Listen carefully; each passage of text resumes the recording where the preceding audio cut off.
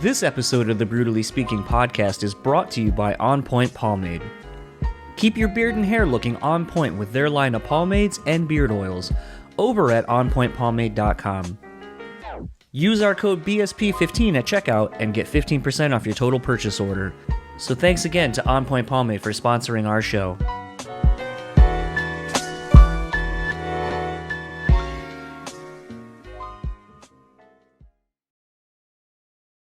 This episode is also sponsored by the Bean Bastard Coffee. Head over to thebeanbastard.com and pick up any one of their delicious hand-roasted coffees. Coffee lovers will also enjoy their hand-cut and handmade espresso candles and soaps as well. If you're in the Buffalo, New York area, head to their store located at 448 Elmwood Avenue. And thanks again to the Bean Bastard for supporting this show. Speaking Podcast is proudly sponsored by Rockabilia.com. With over 500,000 officially licensed items in their online store, you're guaranteed to find something you need. Use our code BREWtally and get 10% off your total purchase order. Now on to the show.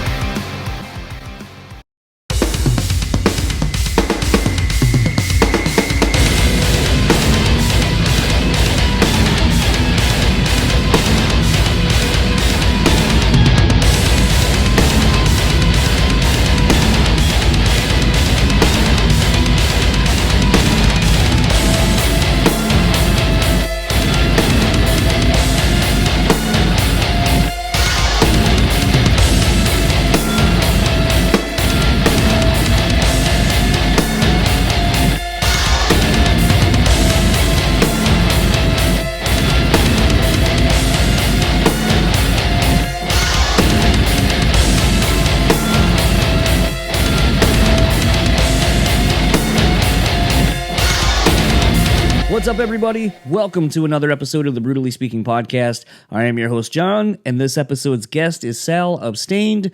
This was done a few months ago in preparation of Stained's appearance at the local to here, Grand Rapids, Michigan Upheaval Festival, as you'll clearly hear. For those who know me, you know that I love collecting things, vinyl, movies, games, a whole bunch of different stuff. And it's one of those things where it even extends into the podcast where I'm slowly trying to collect all the band members of bands. I think right now, I think it's almost a three-way tie between Stained. I just need to get Johnny and Aaron on, and I'll have collected, basically all the members of Stained.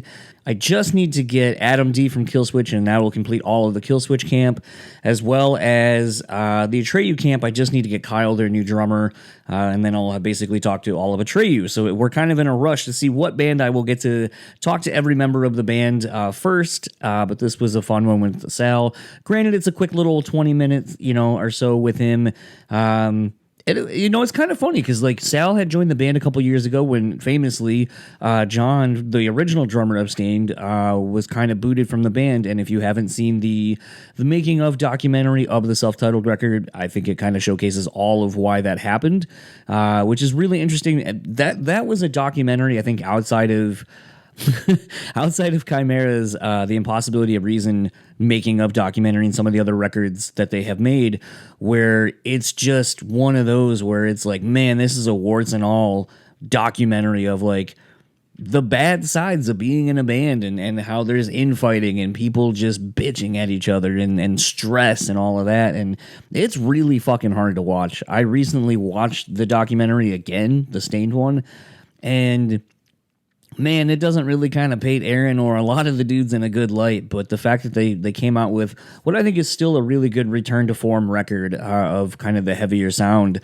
I think was just kind of really interesting. And to have Sal come out and basically be this drummer that I don't think a lot of us in Stained necessarily knew who he was, so to kind of get an interview with him and kind of talk to him a little bit about his tenure with the band, teching for John, and then basically taking over as the drummer for the band, finding a tech himself at that point, knowing, that what he kind of would be looking for and knowing a lot of the crew people from being a crew person himself, to even kind of talking about being out with the band when their seminal record, Break the Cycle, came out, getting to perform that record in its entirety and just kind of getting to golf with some really famous people, Alice Cooper, being one of them. Spoilers, I guess, but it's just really cool sometimes to get to talk to some of the people who don't do a whole lot of press or that maybe you don't know a lot about, even in these short, compact conversations. So this was really interesting timing for me. I know I've talked about it since on the podcast, but this is literally the day before I was going to see them, but an hour or so before I went to my first show since the pandemic. So I had a lot of mixed feelings, a lot of mixed emotions as to what I was going to see or what was going to be happening. And it was oddly refreshing to go, considering, I hadn't seen some people in 2 years due to lockdowns, mandates, and so forth. And just kind of reminded me of why going to shows is so unique and so special, and the camaraderie of going to see, especially metal and hardcore, that are kind of deemed still kind of an underground, music genre, but was definitely one of those where it was a lot of fun to see people, to see live music, to see kids at shows, to see people of all demographics, all ages, and so forth, and just kind of know that it was a local thing too, and the inaugural Upheaval Festival, and to see a big showcase of local bands around the Michigan area, some up and coming national bands, and was just one of those where it was a lot of fun. And speaking of a lot of fun, I'm going to crack open a new beer that I have never had. It was one of my last ones from the pack that I got sent to me. It is a Martin House Brewing Company, so I love those. This is a Mega Fast Jellyfish. It is a pineapple sour with lactose, coming in at a nice 10% as well. So let's get into this. So far, I have not had a Martin House that I have not enjoyed. So, ooh, that is a really interesting beer. Holy shit. So the pineapple, man, I think the thing that's crazy, every Martin House that I've tried, I think the thing that always is interesting is, they're always sours. They always typically have lactose. And just how they're able to find some kind of a fruit, some kind of a flavor profile that kind of takes away and complements the sourness of the sour. And the lactose kind of balances out the sour flavor. So you get a really nice, complex, like super sweet, sour, sweet again. And it's one of those that I'm just always, even when I get one and I'm like, man, I don't know. They always knock it out of the park. So I, God damn, man. That's fucking delicious. So I'm going to keep drinking this beer. You guys will check out the episode I did with Sal, and I'll talk to you on the other side of it.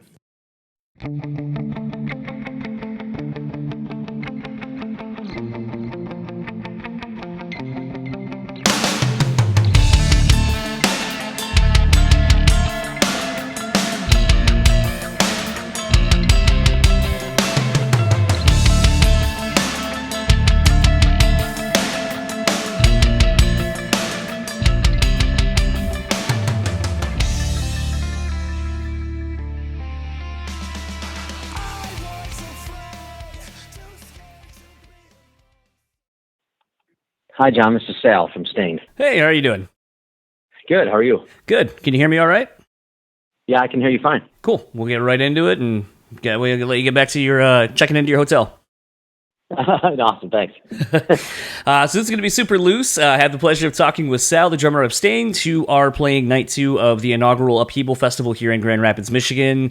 Got to say, I know you're a beer drinker. Mainly, it looks like IPAs and so forth. Have you got to taste, Founder's Beer and some of the great craft beers we have here in Michigan? I believe I've had Founders before. What? I'm not sure though. Well, I mean, you're going to have to rectify that at least tomorrow. Do I? I know, right? No, I will for sure. It's kind of one of those things, getting to talk to some of the different band people I've gotten to, that enjoy beers and so forth, like Mark from Nothing More, who he and I have become fast friends because of our love of craft beer. It's always kind of interesting getting to talk to some people and just kind of, I know in touring, it's a little bit of a kind of a hurry up and wait kind of a game. You're spending a lot of time at the venue or so forth doing press and so forth. But, I feel like it allows you at times between getting to go to bars and so forth to kind of really get a taste of local flavor. What are some of your favorite places that you've gotten to go to and explore because of maybe in search of a good pint? Oh, geez. Wow. not good at on the spot questions like this.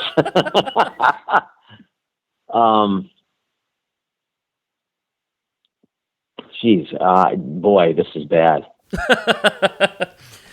Well, and it's funny because usually I tend to find that everyone's more apt to be like, "Oh God, I love the off the beaten questions," because then it's not like, "All right, yeah, how's the tour going?" or things like that. So, well, let me just say this. I'll just say that I'm trying to think. I'm just drawing blank here, but I will say that in my hometown there is an award-winning brewery that I really enjoy their IPAs. It's called Mass Riot, and that won a national award for that one there. And people do come around from all over to try the brewery and the beer and everything like that. So I got to give some props to them just because they're local. And I live in the Finger Lakes region, and there is just wineries and breweries popping up everywhere in the past 4 or 5 years. So I've been around to enjoy some of the pints and some of the IPAs in the area. Yeah, it's definitely kind of interesting. Living here in Michigan, I feel like we're very spoiled with some of the better breweries between Founders and Bell's and, even New Holland, which is kind of branched into distilling and so forth. So it's always one of those that with my wife and I starting to travel in the last, 5-6 years really and getting to explore more places around the U.S. and hopefully soon internationally, like it's just one of those where I feel like that's kind of the fun thing is you can really get a sense of the people and like I said, the local flavor going and checking out places like that. And I feel like, you guys are in a unique position to do such. So. Absolutely. We do that. We do that quite a bit. Just because it's, food is part of, culture. And so, whether we're overseas over here, in the U.S., and you're right that we try to hit anything from breweries to restaurants and try, local fare and just to kind of, get a sense of the area for sure. Kind of another thing I noticed that you're into, and it seems like a lot of more band people are starting to pursue this passion, I guess, is golfing. It's funny. Yeah. Davey from Pop Evil, I know he's really an avid golfer, and is always like, "You got to come out to the links with me," and I'm like, "Yeah, I don't know how to golf, and I feel like I'm going to be really terrible at it." To even Andrew from the Ghost Inside just recently starting to go into driving ranges and so forth. But kind of tell me how you got into golf and what is your kind of relationship with the game? Well, long ago, obviously, the band member Aaron and the former drummer there got into golf, and I was teching at the time, and I'm like, what is going on here? And so I gave it a shot. Went home. My brother is a avid golfer. Introduced me to the game. Well, that just went right down the rabbit hole, and fast forward to a few years ago. I went to Ohio, and they have a Golf Works facility where you can get certified and trained in building and fitting, repair of golf clubs, all that kind of stuff. So I went out there and did all that. Coming from a drum tech side of things, just the techie side of things, let alone hitting a golf ball with the club. The next thing you know, you're like, "Ooh, how are these made?" And next thing you know, you're in the shop pulling the damn thing apart. So. It kind of led to two very, very cool things. So in the meantime, I do work in the meantime when we aren't on the road. And one of the companies is MN Sport Products, and it's a very close friend of mine. He's a golf pro at Turning Stone Casino in Syracuse, and he owns the training aid called the Impact Snap, and I have the pleasure of building that. So that's my job when I get home. And then during the summer, I am a club fitter for TaylorMade Golf in New York State. Yeah, it's really interesting because it's like, I know a lot of times the perception of golfers for the longest time was, very conservative, straight-laced looking people. And then it's like, I know like Aaron and all these other, musicians and so forth, they've been like, "I'm going to go golfing." And you're like, so you have these like heavily tattooed dudes who sometimes don't really necessarily dress the part, just kind of going out. Right. And it's one of those where it's like, man, like, crazy. Like Alice Cooper, I think, is one of the first bigger musician people I'd heard of that got into the game and has been for a long time. Absolutely, yeah. I had the pleasure of playing 9 holes with him a few years ago, and it was amazing. He's so good, and he's an ambassador for the game. Even it's pretty badass. What kind of I mean, I know the game can kind of take a little bit of long time, you know, with the like walking to the different holes and so forth. Tell me a little bit about playing with Alice. Like, did you get any cool stories from him, either playing golf or even touring stories? Well, he, you know, it was weird. I'm like, because it's the first time I've ever met him. Like, you know, sometimes like the last thing, like, you know, a guy like that might want to talk about his music or, you know, what we do for a living. But,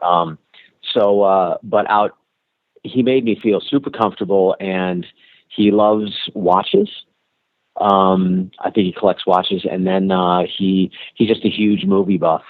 And so that's what he does out on the road. And, you know, we talk shop with movies and watches and stuff. And then, talks about golf, and, you know, his, book Golf Monster is fantastic, you know? So yeah, it was great. It was a great time. He, like I said, he really made me feel super comfortable and just opened right up, and we just had a blast, actually. So it was really fun. Yeah, it's always crazy. It's, I don't think any of the people I've gotten to talk to that are into golf, like, have gotten to golf with him, even though it seems like I said, it seems like kind of like the Venn diagram of like musicians to golfers is not as big as I would expect it to be. So it would be one of those, like, I feel like more people would have kind of crossed paths with him at some point on the links. Yeah. Yep. Kind of interestingly enough, I think this is actually going to be your guys' first show back, correct? We did a show last night. Okay. So this will be our second.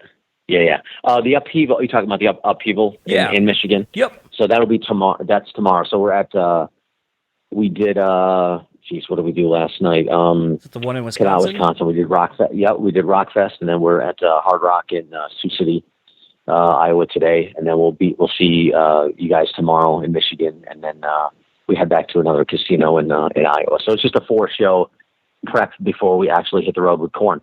Yeah, they're actually playing tonight, so that'll be crazy. Nice. But I was gonna say, like, I've seen some like Rob from Nonpoint, another drummer, another alumni of the show. Yeah, saw his video from the Rockfest last night, and if it's a smattering of what I can expect going to the show tonight, because this will be the first show I've been to since literally the day before everything shut down. I was gonna ask you, like, what was it like to kind of finally get to go out and play, and just what was the vibe like? Vibe was definitely exciting. Nerves too. The vibe of the crowd was great. I think that it's just everybody's just kind of psyched to get back to a little bit of normalcy, and music is just such a, you know, involved in life itself in so many different ways, you know. So I think the people were just excited and stoked to be there. So it was definitely a good time. Does it? You know, like, there's been some trepidations on my side, like, you know, transparency, you know, like, I have had the vaccine for a while and all that kind of stuff, so I'm not necessarily worried about things like that, but, you know, I'm just kind of worried about, like, okay, this is the first event where people are kind of getting to gather in such a large capacity like this. You know, I guess the question is, like, is there some trepidations on your side of, like, okay, like, how do we kind of handle coming back? Like, do we hang with some of the other bands? Is it kind of a very, like, keep it to itself? I mean, the news just went around a couple of days ago of, like, Buckcherry and I think it was Foo Fighters having to cancel some dates because members within the camp, you know, tested positive.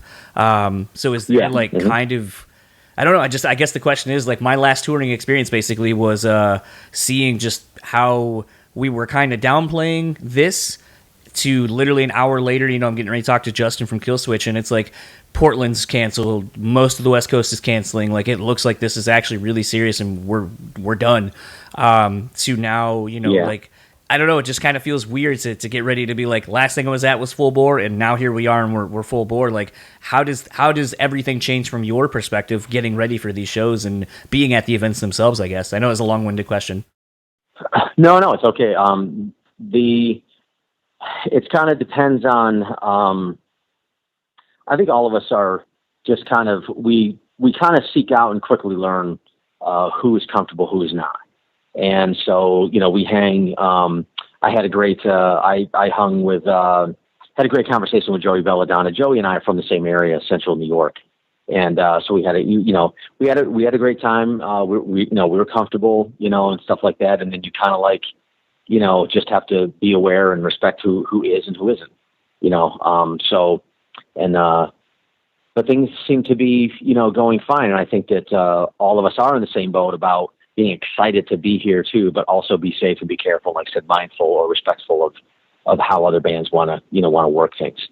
So, I think that's kind of that simple in terms of how we go about things. But, just not sure what's going to be happening here. So I just hope that we, Korn and us do, get that, opportunity to complete the 2 months, that we're out together. And we still, we'll see how Korn is and comfortable. We usually find that out through management, production, and things like that.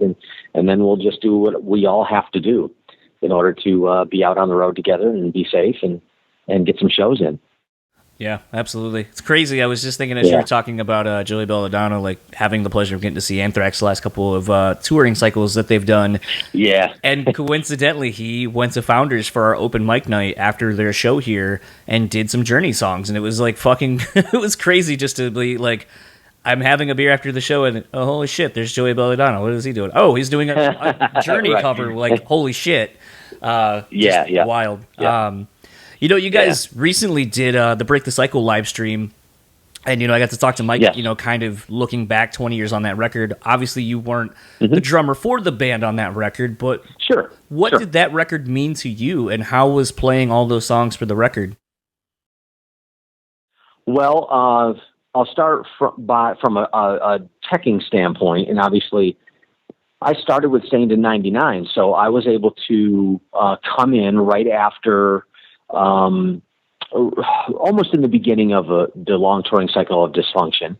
And then, and it was a great experience. It was my first ever experience with that. And then Break the Cycle was just, in terms of the band, was a monumental record.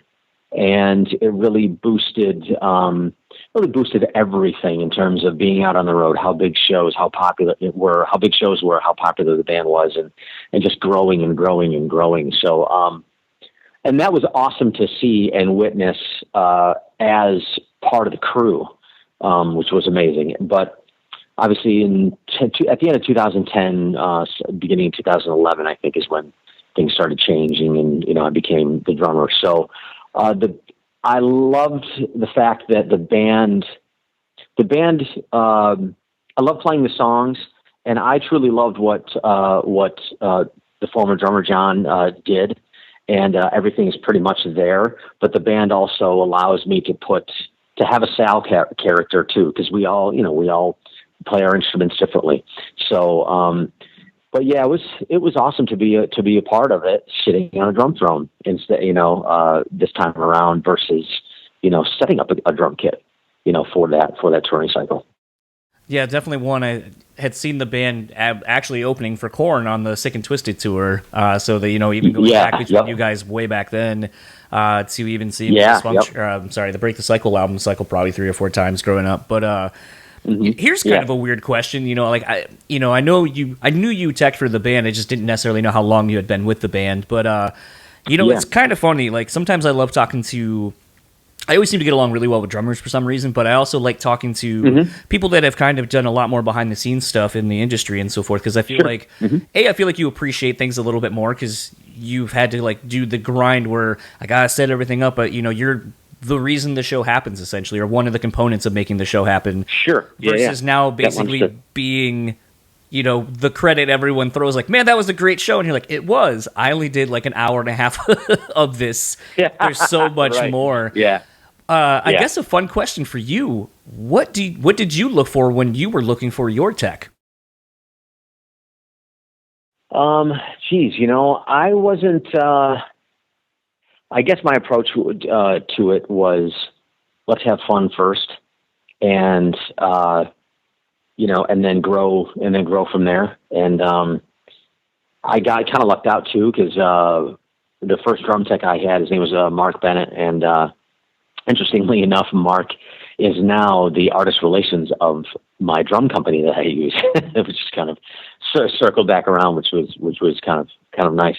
But we had you just learn each other, and like I said, I didn't go a lot of. Actually, Mark was really nervous about teching for a drummer that was a former tech, and I'm like, listen, you've got nothing to worry about. Yeah. I'm like, don't even go there. I'm like, I know what it's, I do know what it's like. I've heard so many stories, witnessed so many, things, from, the crew standpoint, some horrible, some awesome, and everything in between. So, I just wanted to make sure that we had a good personal relationship first, and then we just, we established everything from there, and it was easy. And then every, drum tech from then on, it's been great. So I didn't want to be that guy. I don't want to be, that guy that wanted to, I don't know, be particular and be, still wanting control and all, just, I didn't want to be that. So. Is there a part of you that still misses being a part of the crew in that capacity? Yeah, but fortunately, I get to see them and hang with them every day, which is great. So, definitely thankful for my time with both, but obviously, being playing drums since little kid, this was the accomplishment that I've always, dreamed of. So I like it here. Kind of a fun last question, or one of the last questions as we're wrapping up. When you guys played, trying to remember the festival it was, 2 years now. Louder Than Life. When you guys came back at Louder Than Life, you guys had a massive stage setup, pyro and all that kind of stuff. I don't think in any iteration touring cycle I've seen the band that you've had a stage show quite like that. Does it get you excited to be able to start introducing stage production like that? And is that something that we can expect moving forward for this Korn tour and beyond? Absolutely, yeah. I'm glad that the guys have finally had a chance to experience it. And yes, we're implementing some video and obviously some lighting, into this Korn run. So I think that I don't know. I think it's necessary. I think it's to have those, to have a show, alongside of what the band members portray as well on stage. So and then they go hand in hand. So yeah. It was the 2019 shows were awesome. It definitely was very, very different. So, but I believe that the band and the crew and everything stepped up in those positions because doing a show like that takes a lot of work from the crew and So and the band too, just not usually doing something like that. So so it's going very, very well, and I think that you can expect to have some or all of that at certain points. So from now on, I definitely am looking forward to getting to hear your drumming contributions on whatever hopefully will be coming out sometime in the maybe next year or two from you guys. Awesome. Thank you. Yeah. I guess lastly, where can everyone find you or whatever you would like to plug online? I think you can find me on Instagram is my main one. It's Sal_G_Stained. And go ahead and give me a follow. And thanks again for taking the time. Looking forward to seeing you guys tomorrow. And hopefully you get one of those Founders beers. Hopefully they're actually at the event. Absolutely. Yeah, absolutely. Looking forward to it. Yeah. Enjoy the rest of your day. Okay, you too. Thanks, John. See ya. So that was my conversation with Sal, again, of Stained. Want to thank him for taking a little bit of time to talk to me a few months ago in preparation for some of the festival dates they had. The band is currently still out with Korn and 68 and Fire from the Gods, and they are getting ready to wrap up that tour. I believe it's got about a week left.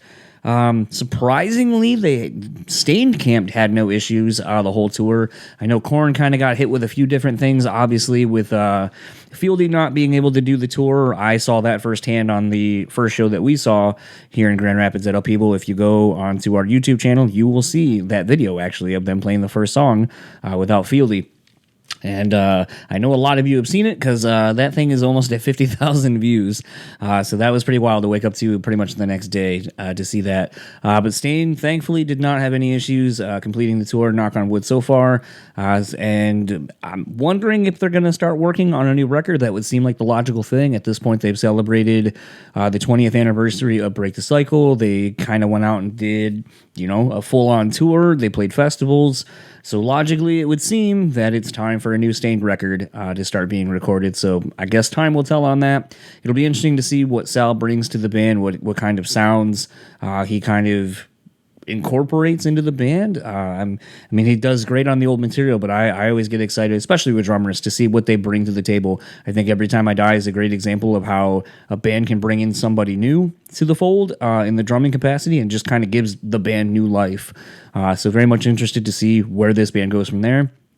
And if you like to keep up with Sal, we'll kind of start wrapping this episode up. It's simple enough. Sal can be found on Instagram at Sal_G_Stained. If you would like to keep up with Stained, it's simple enough. Facebook at Stained, Instagram Stained Official, Twitter at Stained, and you can go over to stainedofficial.com and you will find everything else you need to know. They do have some sweet vinyl of the live record that they put out a little bit ago, and there actually is a Walmart exclusive, which I can't believe I'm saying there's a Walmart exclusive of vinyl, but it actually looks really fucking sweet. The only problem I would have is that potentially it's not going to have cursing on it, because I don't think Walmart still does that. But if you are a collector, I would definitely look into that because it, like I said, looks pretty sweet. I've kind of eyeballing it at this point. And for the BREWtally Speaking Podcast, if you would like to find us, keep up with us, whatever you want to do in that capacity, just go over to brewspeakpod.com. That is the landing page for everything this podcast. You can also support our Patreon. We are and have been relaunching it. We have been putting up a ton of content over there. You get to hear all the interviews as soon as I do them, literally as soon as I am done doing them. I export the files, put it up so you can hear it on the Patreon. For as little as $3, you can get all the access to hear every episode. For $5 a month, you get to check out the videos of the interviews where they apply. And at $10, you get everything that I can possibly give you. And then once a month, we will hang out digitally on a Zoom conference call thing and just kind of shoot the shit for a little bit. Been a lot of fun getting to get some feedback from people on some episodes early. Been throwing a lot of different kinds of guests at you lately. If you're over on the Patreon, you definitely know who's over there. I can give you a little heads up. We had Brian Vander Ark of the Vert Pipe Up. That was from the last couple of weeks. The Joe Catella episode. We also have Robert Meadows of A Life Once Lost over there. A lot of great episodes. As of right now, when I'm recording this, I'm doing 4 episodes tomorrow, so you know those are going to go up there. If you want to subscribe, be a patron, whatever.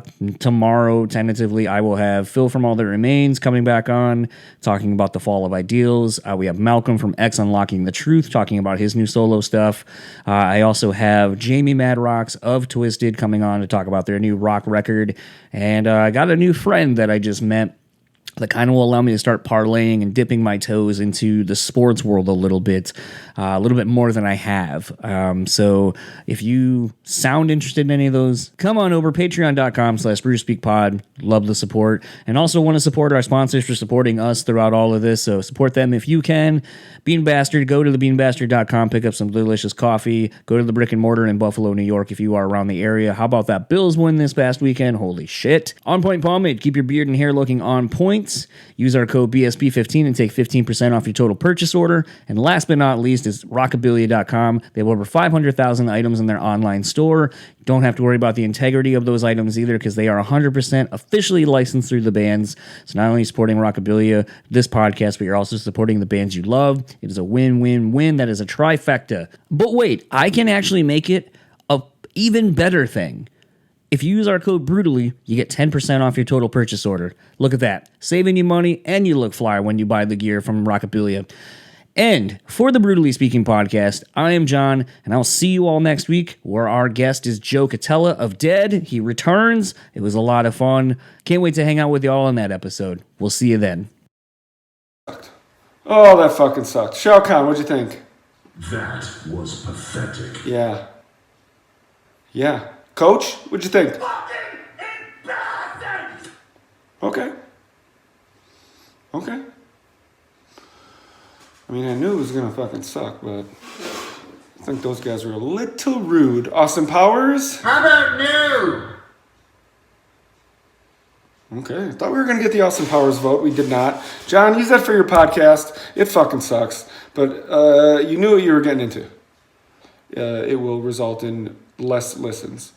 You're going to see a decline in listeners if you start the show with that. You're going to see 30 seconds in, the number will plummet. And I will be there at the bottom of the plummet saying, I fucking told you. Don't use this fucking riff. It sucks.